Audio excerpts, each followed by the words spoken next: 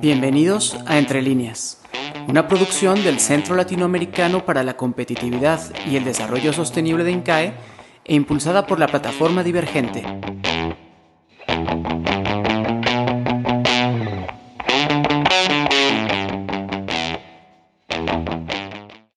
Hoy están conmigo Ronald Arce, Andrea Prado, Francisco de Paula Gutiérrez.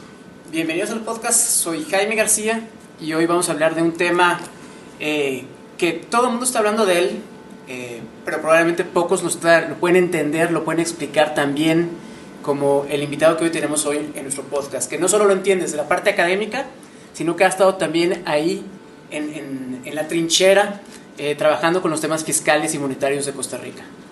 Entonces, bienvenido, Guti, como le decimos aquí. Muchas gracias. Muchas gracias. Guti ha sido 2 veces presidente del Banco Central, ministro de Hacienda en el periodo 96-98 y profesor de INCAE desde 1986. Entonces, un gusto pues compartir y gracias por aceptarnos la invitación. Bueno, un placer. Muchas gracias a ustedes más bien por invitarme, porque estos temas fiscales, monetarios, cambiarios, siempre son apasionantes para cuando uno ha estado en ese proceso. Entonces, poder compartir experiencias e ideas tal vez resulte útil. Don Francisco, tal vez para entender un poco qué es el déficit fiscal y cómo afecta a las personas, porque es algo que se habla del país y el país, pero el país es un concepto abstracto, cómo nos afecta a los ciudadanos. Vamos a ver, el problema fiscal, lo que llamamos el problema fiscal, es básicamente una deficiencia de ingresos o un exceso de gastos. Y entonces el gobierno tiene un desequilibrio, ese desequilibrio tiene que financiarlo. Y mientras el gobierno tenga capacidad de financiar su desequilibrio, de ahí no hay problema de corto plazo, porque lo único que está haciendo es adquiriendo logrando mayor poder adquisitivo para poder hacer sus gastos, recoge algo de impuestos y el resto simplemente lo traslada hacia futuro. Entonces, si el fin del mundo fuera mañana, no deberíamos estar preocupados por esto, ¿no? Deberíamos estar preocupados por otras cosas. Pero yo esperaría que el fin del mundo no sea mañana y que el fin de la economía costarricense tampoco. Entonces sí tenemos que preocuparnos de ese tipo de cosas, ¿no? Cuando yo digo que el problema es un problema de financiamientos y de deudas, es que de alguna forma lo que estamos haciendo es comprometiendo ingresos futuros para pagar por el gasto de hoy. Entonces hay un tema de justicia intertemporal, intergeneracional. Ese cuento de estoy hipotecando el futuro de mis hijos, bueno, de alguna forma es cierto. Porque en el futuro parte de los ingresos va a tener que dedicarse a pagar intereses, con lo cual entonces no se va a poder proveer todos los servicios que uno esperaría que el Estado le provea. Cuando ya llegamos a niveles de déficit como los que tiene Costa Rica en este momento, Costa Rica en este momento, salvo Brasil y Venezuela, bueno, no lo contamos, tiene el déficit en relación a su producción más alto de América Latina. Entonces ya no somos uno más entre todos que tenemos déficit alto, somos el que nos observan con un déficit muy alto, el que somos más propensos, entonces que tenemos más riesgo por esa razón. Y eso entonces lo que empieza a generarnos es una situación en la cual la capacidad de poder financiarnos a una tasa de interés relativamente baja empieza a limitarse. Y yo creo que en el caso costarricense lo estamos viendo. La ministra de Hacienda está tratando de pasar o de lograr aprobar que se apruebe un presupuesto por 600,000 millones de colones que responde simplemente a la incapacidad que tuvo ya el país al finales de la administración pasada de colocar deuda a plazos más largos. Entonces, cuando se percibe que un país ya no es tan solvente o ya no tiene tanta capacidad de pago o es más riesgoso, y la gente lo que hace es reducir los plazos a los cuales le presta. Bueno, y eso ya nos pasó el año pasado, ¿eh? Y ahora estamos viendo a ver cómo corremos para poder tener la plata y pagarlo.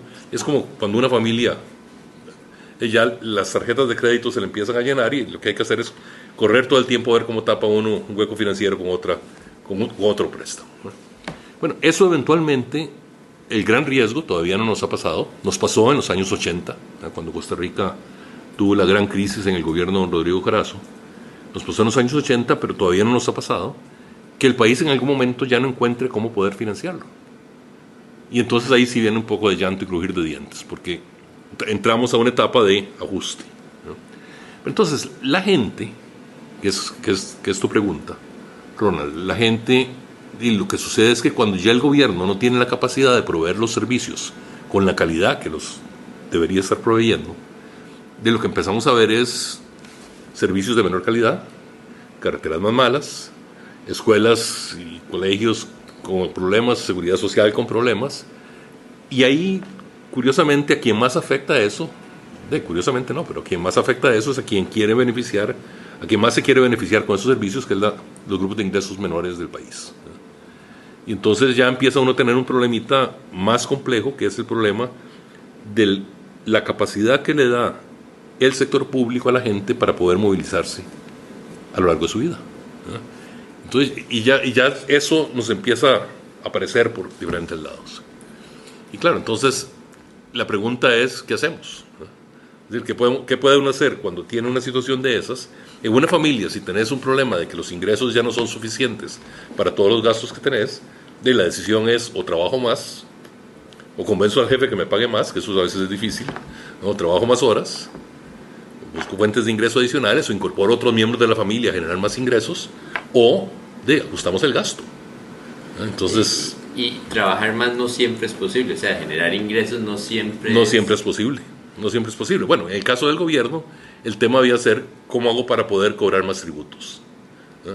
Y eso implica entonces de pasar la legislación, y eso implica empezar a comprarse problemas políticos, ¿no? Lo más bonito de todo es cuando uno puede decir, mire, no voy a subir impuestos, voy a gastar más, y aquí me están prestando, y mi gobierno acaba dentro de 6 meses, ¿no? Porque simplemente a los 6 meses me voy, pero el país vive mucho más que los periodos de gobierno, ¿no? Entonces uno esperaría de los periodos de gobierno y de la gente que esté gobernando que tome la decisión no pensando en sus 4 años, sino con un horizonte de largo plazo, ¿no? Bueno, y eso es parte de lo que nos ha faltado, ¿no? Ahora, se habla mucho de la necesidad de un ajuste pronto, en el corto plazo. ¿Qué tan cierto es eso? Yo creo que cada vez es más cierto, ¿eh? Los economistas siempre hemos estado hablando del problema fiscal. Una vez que estaba en la Asamblea Legislativa, ya por 2008, hablando del problema fiscal, me dicen, pero eso usted no lo dijo en un documento que firmaron exministros de Hacienda en el año 2012, todavía no hemos tenido la crisis, bueno, estamos en el 2018. Pero cada vez el nivel de deuda con relación a la producción, o sea, el endeudamiento de Costa Rica es cada vez mayor. En el año 2008, cuando teníamos, antes de la crisis, de la gran recesión del 2008, Costa Rica debía el gobierno debía el 24% del PIB. Ahora debe el 50%. Entonces, la capacidad de poder seguir posponiendo sin necesidad de enfrentar el ajuste es cada vez más baja. Y cada peso cada colón que nos presten, posiblemente nos van a cobrar más caro porque cada vez somos más riesgosos. Y si no hacemos ese ajuste rápido, ¿verdad? En el corto plazo, ¿cuál es uno de los riesgos o cuáles son los riesgos que ve usted más importantes? Bueno, vamos a ver. Yo creo que ahí tenemos dos cosas. Uno es cómo mandamos señales a la gente para que la gente crea nuevamente que Costa Rica puede ser un buen lugar para invertir, ¿no? Y eso es resolver básicamente los problemas del corto plazo. Y por eso necesitamos actuar fuerte en el corto plazo. El gran riesgo que hay es que nos dejen de prestar, que cada vez sea más caro el prestarnos. Y entonces pasa una buena parte de lo que ya está sucediendo, que es el gobierno se endeuda mucho más en la economía interna y entonces compite por los recursos con el sector privado. Empezamos a hablar algo que los economistas llamamos el estrujamiento. Es decir, el gobierno, si hay una cierta cantidad de fondos prestables que pueden ser utilizados para invertir en proyectos privados, pero el gobierno necesita plata para poder pagar los salarios, el gobierno es el que se la va a llevar, porque el gobierno siempre va a estar dispuesto a pagar una tasa de interés un poquito más alta con tal de conseguirlos, y el sector privado va a decir, ahí ya yo no juego, ya mi proyecto ya no es rentable. Entonces empieza uno a observar que la inversión privada ya no crece con tanta fuerza. Empezamos a observar lo que está sucediendo en este momento, que es que el crédito del sector privado está creciendo alrededor de un 3%, un 4%, con un país que estaba creciendo 3, 3,5%, y con una inflación del 2%. O sea, ya está en términos reales, el poder adquisitivo, el poder de compra de ese nuevo crédito es menor del que era hace 2 años o hace un año.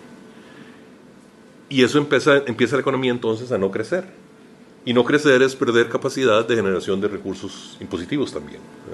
Entonces nos vamos metiendo en círculos viciosos en vez de estar metidos en círculos virtuosos que nos podrían permitir seguir como estamos y ver la luz al final del túnel. Cuando a mí me preguntan, bueno, pero es que la solución debería ser el crecimiento.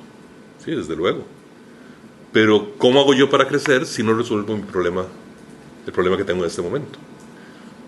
¿De qué manera el país puede empezar a crecer más rápidamente si no tiene recursos el sector privado para poder invertirlos y si ya desde el punto de vista externo se nos empieza a ver con algún tipo de reserva? No con mucho, pero sí con algún tipo de reserva. Ahora, decía un economista mexicano, Alejandro Espinosa, que la economía política es un espacio para la conciliación, la negociación, pero también para el conflicto. Uh-huh. Cuando pensamos en reducir el gasto, imposiblemente podemos evitar pisar los pies quizás de algunos sectores que se han beneficiado de este incremento o engrosamiento del gasto público y que hacen más complicado el ajustarme a estas faltas de dinero. Dentro de estos 100 días del gobierno del presidente Carlos Alvarado, ¿qué mensajes hemos visto positivos en términos de negociación política para reducir este gasto? O si es cierto que ellos están viendo la emergencia que tenemos ya encima y están actuando conforme a los números que nos acabas de compartir. Yo creo que están presentes las dos cosas. La verdad es que es primera vez que yo veo a un ministro de Hacienda, por lo menos en los últimos 5 años, planteando, y a un presidente planteando, hay que entrarle al tema del gasto. Y hay que entrarle al tema del gasto en donde el gasto está ubicado. Y el gasto está ubicado en Costa Rica principalmente en remuneraciones y en transferencias, que muchas de esas transferencias son también remuneraciones. La plata que le da a las universidades, las pensiones, que es beneficiar a grupos de trabajadores del sector público. Y se han estado planteando, no con la intensidad que a mí me hubiera gustado, pero sí se ha estado diciendo, bueno, primero, ya los aumentos salariales para el sector público van a ser de suma fija, no de suma porcentual, que eso levantaba mucho por los multiplicadores. Los anualidades van a ser también por suma fija y no por suma porcentual. Entonces son acciones que por sí solas en el muy corto plazo no van a dar un gran ahorro, pero que empiezan a poner el dedo en la llaga en áreas que hay que controlar. Es decir, no es posible, creo yo, que los profesores de la Universidad de Costa Rica, por ejemplo, hasta hace poco tiempo recibían un 5.5% de aumento por anualidad. Se hace una gran renegociación y ahora recibe un 3.75% de anualidad. Y eso es encima de su salario total, y eso es más que la inflación del país. Entonces reciben por anualidad, por vivir un año más en la universidad, se les compensa más que la inflación, pero además se les aumenta el salario base. Entonces, la diferencia o la velocidad con que crecen los salarios en muchas de las instituciones del sector público es una velocidad muy fuerte que eventualmente el país no puede seguir pagándola, porque se nos empiezan a crear grupos de interés y de presión muy fuertes, ¿no? Claro. Y ahí habrá que ver cuál es la capacidad política, no solo del presidente, sino de los partidos políticos también, para hacer casa común y decir, bueno, esto no es posible sostenerlo, ¿no? Porque si esto sigue siendo así, lo que va a tener que hacer es empezar a restringir el gasto de otros dirigido a sectores que en realidad son sectores de recursos mucho más bajos. Claro. De recursos más bajos y menos organizados. Y menos organizados, desde luego. Es por eso que muchas veces esos sectores, que somos a veces los consumidores individuales, los que nos vemos afectados. Exacto, exacto. Y yo cito la Universidad de Costa Rica, pero sí podemos citar. Hemos visto en los periódicos recientemente todo el esquema de compensaciones en los médicos de la Caja del Seguro Social. Bueno, es un esquema de compensaciones tremendamente generoso, con leyes que se han venido dando a lo largo del tiempo, a lo largo de los años, que lo que tratan es de calmar una protesta en un determinado momento, dando una concesión que después se hacen imposibles de pagar, como creo que los estamos viendo ahora. Cuando se trató de hacer, o se hizo un aumento a cierto grupo de trabajo en las ciencias médicas, y Andrea lo conoce mucho mejor porque estaba metida en todas esas cosas, De un momento a otro, los profesionales de cierto grupo de medicina dijo, nosotros tenemos que ganar más, porque ahora le aumentaron a tal grupo, entonces yo tengo que ganar un poco más, y estos otros. Y ahí se fue haciendo, y de un momento a otro, todo el sector de medicina, médico, obtuvo salarios mucho mayores. Y eso sirvió para que en la Universidad de Costa Rica se dijera, mire, ¿cómo es posible que los odontólogos que trabajan en tal lado ganen más que los odontólogos que trabajan acá? Tenemos que igualar acá. Y otros lo hacemos. Entonces lo que tenemos es una maraña de salarios entrecruzados que cada vez que se aumenta alguno, empieza a subir toda la base. Bueno, y eso nos ha llevado a tener salarios del sector público y que son mucho más altos que los salarios del sector público en muchos de los países con los cuales trabajamos y competimos, y que siguen creciendo. Y bueno, entonces, pero ese ya es otro problema, que no necesariamente van aparejados de una mayor eficiencia y una mayor calidad. Exactamente. Si tuviéramos mejores servicios en salud, mejores infraestructuras, bueno, a lo mejor tendría cierto sustento. O una mejor evaluación del desempeño de los empleados públicos. Exacto.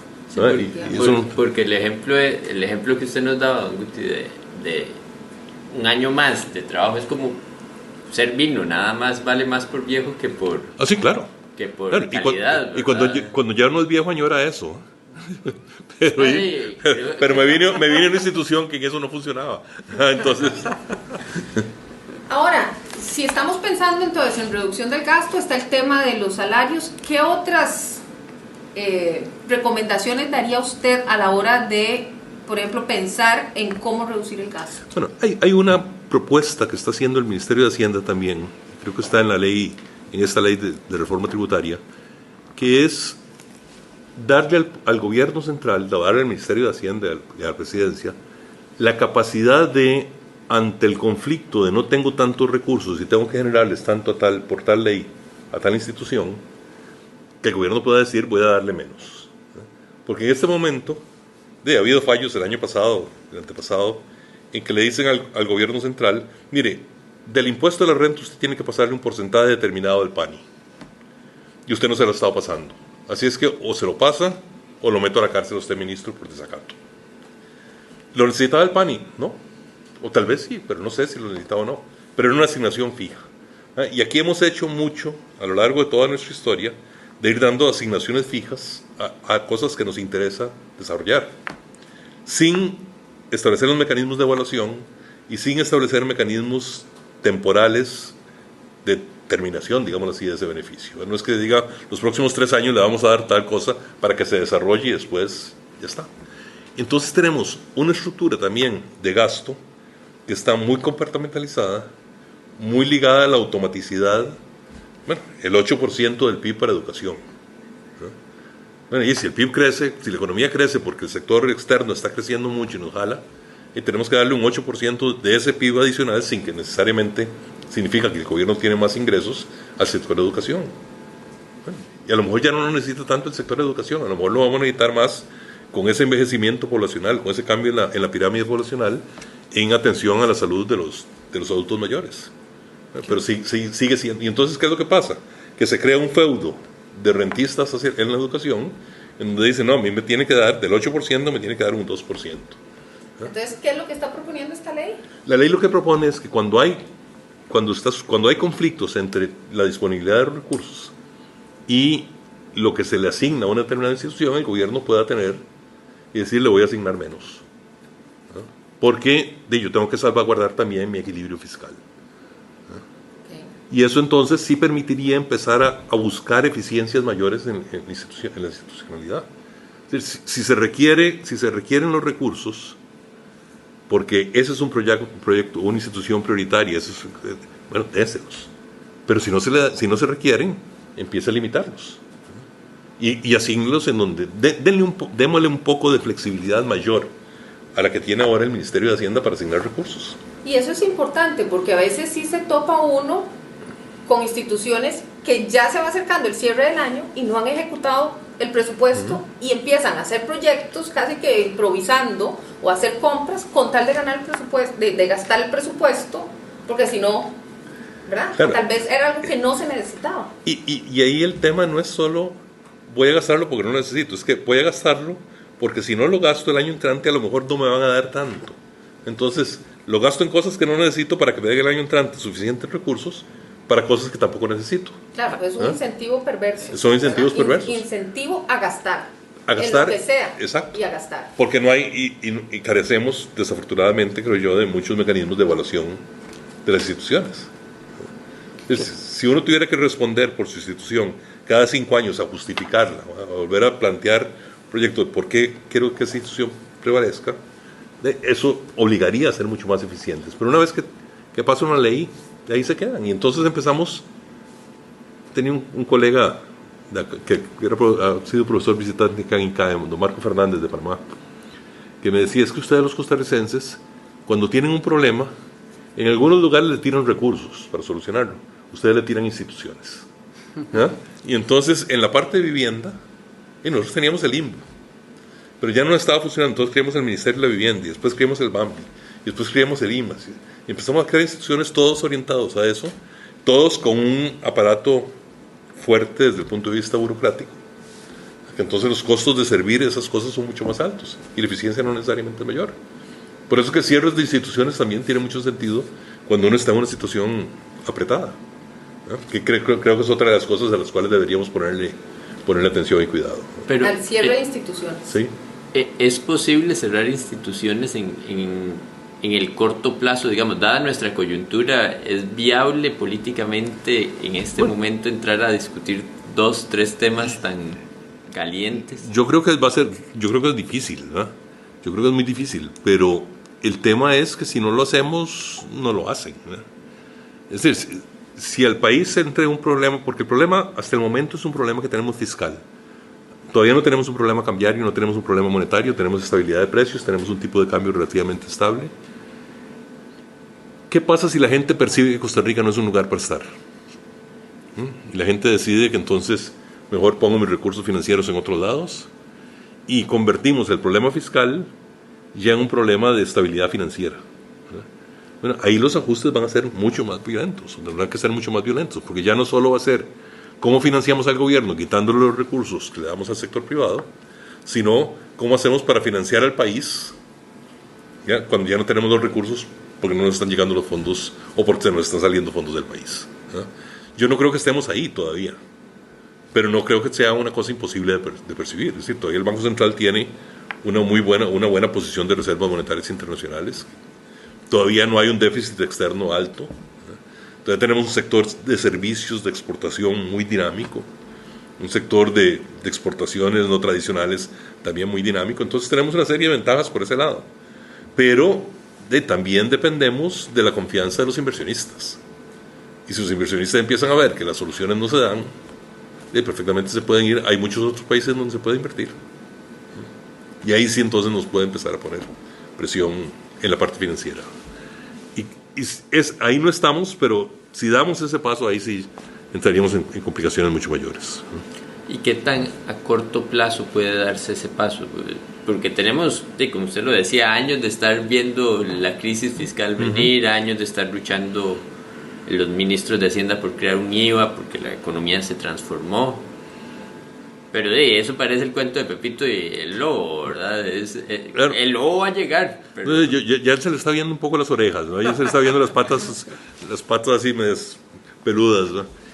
Y a mí me parece que estamos ya en una etapa de conciencia de que hay que hacer reformas, ¿no? Yo esperaría que en las próximas 2 meses tengamos ya aprobado el plan de reforma tributaria. Por lo menos eso es lo que sigue uno percibiendo cuando conversa con los actores políticos, y que eso nos dé el impulso para entrarle a otras cosas, ¿no? Porque quedarnos solo en eso no va a ser suficiente, ¿no? Quedarnos solo en eso va a ser un buen paso, va a ser un buen mensaje, pero si con eso decimos ya la hicimos, yo creo que no va a ser tan claro. Me parece que yo esperaría que el gobierno esté muy consciente de eso, y creo que por lo menos lo que ha dicho el señor presidente y la señora ministra de Hacienda van en esa dirección, contrario a lo que nos decía don Luis Guillermo, que podíamos pasar 2-3 años sin hacer reformas. Pero creo que el presidente está consciente de eso, y creo que tiene un horizonte en este momento de 3 años, 9 meses. Entonces, es un horizonte en donde uno no quisiera, si yo fuera él, yo no quisiera que a mí me estallara la crisis. Y ya como es un poco como el juego de la papa caliente, ¿verdad? Es que en algún momento a alguien le va, o de la bolsa de agua, no sé qué, en algún momento a alguien le va a reventar. Y posiblemente esperar 4 años más en un mundo que viene subiendo las tasas de interés, en un mundo que viene restringiendo la liquidez, y en un mundo que por razones geopolíticas se nos está haciendo más riesgoso o más incierto. Tenemos guerras comerciales, tenemos revisiones de tratados, tenemos problemas en el precio del petróleo subiendo, nosotros subiéndonos. Todas esas cosas meten ruido. Y todas esas cosas hacen mucho más sensible a los inversionistas. Entonces, yo esperaría, siempre uno, esperar de deseo, no esperar de pronóstico. Yo esperaría de que hayamos aprendido un poco la lección de otros países, y que actuemos en consonancia, en el sentido de tomar decisiones, aparte de esta reforma tributaria, de que tomemos decisiones para llegar a actuar en el área del gasto, en donde yo creo que ahí tenemos que actuar, fijo, tenemos que cobrar mejor, y un tema, que es un tema todavía mucho más complicado, que es que tenemos que cambiar la estructura del gasto. No solo es gastar menos, es gastar mejor. En un país que tenemos una producción muy orientada hacia el sector externo, muy orientada a la eficiencia, a la competitividad, a la apertura, pero ahí tenemos una infraestructura que no nos está apoyando. Y todos los estudios que se hacen en el CLATS y todo lo que nos dicen los informes de competitividad mundial, lo que nos apuntan es a eso. Es decir, que el país tiene deficiencias fuertes en eso. Y en otras áreas de la acción pública. No es solo pensar que solucionado el problema fiscal ya estamos. Por ejemplo, todo el tema de tramitología. Como me decía un colega de la Junta Directiva del Banco Central, tramitomanía, ¿verdad? Porque aquí tramitología es el tratado de los trámites, ¿verdad? Aquí la manía de los trámites, ¿verdad? Bueno, todo el tema de la tramitología, en el fondo es encarecer la producción. Entonces, un país que había estado acostumbrado a darle competitividad, entre comillas, a la gente, a través de la devaluación, que nos generaba también más inflación, se elimina eso, y entonces ahora lo que estamos es con las manos atadas, porque no hemos hecho las cosas sustantivas de largo plazo con las cuales uno puede hacerse más competitivo. Claro, y qué es lo que también podría reforzar esta política de ser más eficiente por parte del gobierno. Ronald, yo creo que si nos puedes comentar sobre el número de instancias que uno necesita para poder hacer una construcción a nivel local. Prácticamente son como 24 pasos y 70 días. ¿Y cuántas instituciones tienen que pasar el trámite? En realidad, nadie sabe realmente cuántas instituciones. Por ejemplo, el Colegio de Ingenieros creó la ventanilla única, ¿verdad? Supuestamente para agilizar, y ha funcionado, pero la ventanilla única solo cubre 4 instituciones. Hay un montón de instituciones que están fuera de la ventanilla única, que los trámites, Setena es el claro ejemplo, pero ahora Senar, el Servicio Nacional de Riego, está exigiendo permisos para verificación de aguas subterráneas, y se han ido creando trámites que impiden la inversión, que nuevamente, si no hay inversión no hay crecimiento, entonces tampoco va a haber recaudación. Y otro tema que yo creo que es importante que como país deberíamos de considerar es don Guti nos decía, bueno, fuimos competitivos por mucho tiempo a punta de devaluación, ¿verdad? Pero también nuestros ingresos y nuestros costos de producción, conforme ganamos más y nos hemos ido haciendo más ricos, nos saca de mercados en donde se compite por precio, ¿verdad? Y ahora tenemos que competir por valor y por innovación y por otras cosas que no lo estamos haciendo, y que en esta coyuntura es difícil pensarlo, porque todo es el riesgo fiscal y es como una parte muy importante de la estructura, pero no estamos viendo la otra parte, que es la productividad del sector privado y del Estado, claro, ¿verdad? Claro, y tenemos y el gran riesgo es entonces empezar a lograr la estabilidad sosteniendo, por ejemplo, el tipo de cambio. Eso es un tema que es complicado. Yo creo que ahí el Banco Central ha seguido una política en los últimos años de amarrar mucho el tipo de cambio. Yo menciono que más que una flotación administrada es administrar una flotación, están administrando con mucho entusiasmo. Y yo esperaría que ahora eso cambie un poco, que tengamos un poco más de flexibilidad. Y no es que haya que volver, ni mucho menos, al tipo de cambio real que teníamos hace 10 años, porque yo creo que hace 10 años estábamos con un tipo de cambio real muy alto. Pero sí es dejar que el tipo de cambio sea otro mecanismo de ajuste en la economía. Y no solamente un mecanismo para dar una estabilidad que tal vez no es clara, ¿verdad? Entonces, el país tiene como muchas falencias, ¿verdad? Como muchos rezagos. Lo que sucede es que a mí me parece que si no entramos, es como un paciente que tiene una hemorragia fuerte.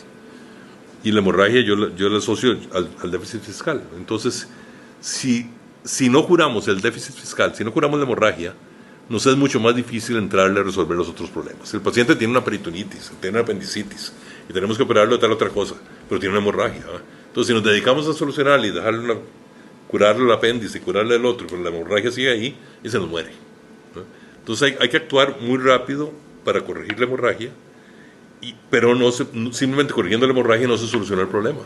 Este es un país que tiene un potencial de crecimiento mucho mayor que lo que ya nos dice el Fondo Monetario como producto potencial, crecimiento del producto potencial en 3,5, 3,8. Deberíamos estar creciendo al 4, al 5, al 6. ¿No? Para eso, sin embargo, sí se requiere mucha conciencia. Y se requiere entonces, se requiere capacidad política y decisión política para manejar grupos de interés. Uno se encuentra muy a menudo acá que cuando uno habla de impuestos, todo el mundo le dice, sí, claro, hay que pagar más impuestos. Tienen que pagar más impuestos todos ustedes, ¿no? Pero a mí no me cobre, ¿no? Yo soy especial, ¿no? Yo soy cooperativa, yo soy una asociación solidarista, yo soy esta empresa que es clave para el país, ¿no? Yo soy un agricultor, entonces todos paguen, pero a mí no.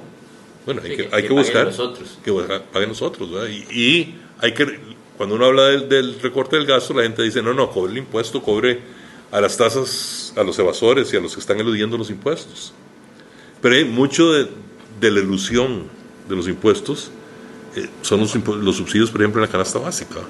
Entonces, bueno, ¿cómo hacemos todo eso? ¿Cómo hacemos para poner en orden a los diferentes grupos? Y eso lo que va a implicar es que todo el mundo va a tener que poner su cuota. Si hay gente que percibe que a través del cabildeo político se logra salir del juego, de todo el mundo va a empezar a hacer el cabildeo político. Y Andrea me decía ahora, cuando uno ve que en una negociación sale la gente muy contenta, estuvo mala. En una negociación de ajustes fiscales, ¿verdad? Porque significa yo me excluí, ¿no? Y que recaiga en el resto, ¿no?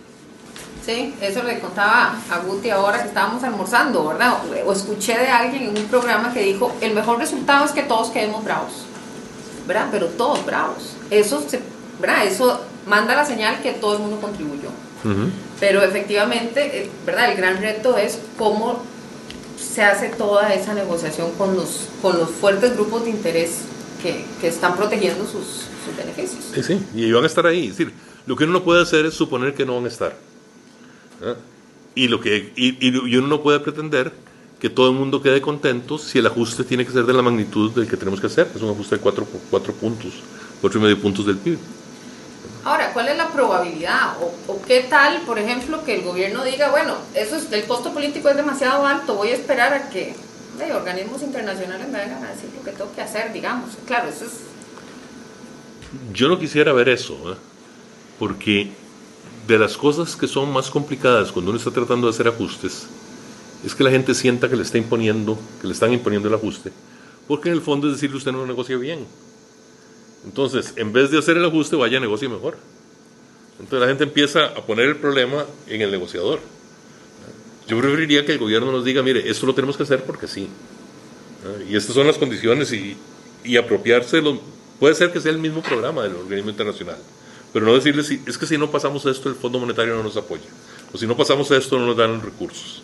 Porque en el momento que yo empiece a decir eso, es negocie mejor. O digámosle al Fondo Monetario y a los otros organismos internacionales que se vayan a pasear, ¿no? Para ponerle una forma bonita, ¿no? Bueno, esto lo hizo Argentina y no les funcionó muy bien. No funciona. Y otra vez están ahí con el FMI. Claro, no funciona. Claro. No funciona, pero si uno no se empodera si uno no se apropia de la reforma, si uno no presenta y explica por qué eso es necesario para el país, ¿no? Claro, que muy a menudo, yo soy uno de los que a veces lo digo con mucha frecuencia, hasta que no toquemos fondo nos va a ser difícil reaccionar, porque todo el mundo siente que como nos han dicho tanto, y como Costa Rica es un país privilegiado, y como Costa Rica nos protege la Virgen de los Ángeles, y jugamos también el Mundial de Fútbol de Brasil, a Costa Rica algo nos salva, y algo nos ha venido salvando. Es decir, hace 4 años, 4.5 años, estábamos en una situación fiscal compleja. Se había tratado de pasar una reforma fiscal, no se había podido. Se había aprobado en el Congreso, pero no, la sala constitucional no le dio el visto bueno. Se había hecho ya un esfuerzo de discusión política para tratar de lograr una reforma y no se estaba haciendo nada, pero en eso bajó el precio del petróleo, bajaron las tasas de interés, hubo abundancia de liquidez internacional y entonces simplemente pudimos posponerlo y ¿para qué hacer el sacrificio? Ve qué bien que estamos. Claro. Bueno, llegará un momento que ya no, y ahora estamos viendo que las tasas de interés suben, que el precio del petróleo sube, que la liquidez internacional se cierra un poco, y que muchos otros países, que es parte de lo que a veces los costarricenses no tenemos muy claro, de las ventajas políticas que tenía Costa Rica antes ya la tienen muchos otros países. Ya esa no va a ser el gran distintivo. Ya por ser Costa Rica en un mundo centroamericano convulsionado, como nos pasó en los 80s, no vamos a lograr que nos den la ayuda financiera que nos daban. De hecho, al final de los 90, al final de los 80 ya nos dijeron hasta aquí se acabó, ya no más. Ahora sí, empiezan a jugárselo ustedes, ya son maduros, ya los sacamos de ese problema, empiezan a asumir sus responsabilidades. Y yo creo que como país eso es lo que tenemos que hacer. Si no se ve esto muy complicado. Porque alguien eventualmente nos los va a imponer. Pero claudicar desde el punto de vista político a gerenciar este proceso de cambio, a mí me parece que es muy riesgoso. Pues entonces, ¿para qué necesito el político? Claro. Y ya no hablemos de seguir pateando el balón al otro lado, porque ya no alcanza. Pues ya no alcanza. Claro. Sí, puede alcanzar. Cada vez es más costoso patear ese balón. Exacto. Cada vez las tasas de interés son un poco más altas. En un mundo en donde las tasas de interés vienen para arriba. O sea, la tasa sin riesgo es hoy un punto 75 más que lo que era hace 2 años. Y entonces, una tasa, si a eso le sumamos todavía mucho más riesgo, nos va a ser muy alto. Y eso es como el emperador, el cuento aquel de las ropas del emperador. Mientras todo el mundo diga el emperador está con un ropaje muy elegante, las cosas siguen normales. En el momento que la gente dice, el emperador está desnudo, en el momento que alguien dice, mire, estas cosas se están complicando mucho, esto no va a suceder, la gente lo que hace es huir.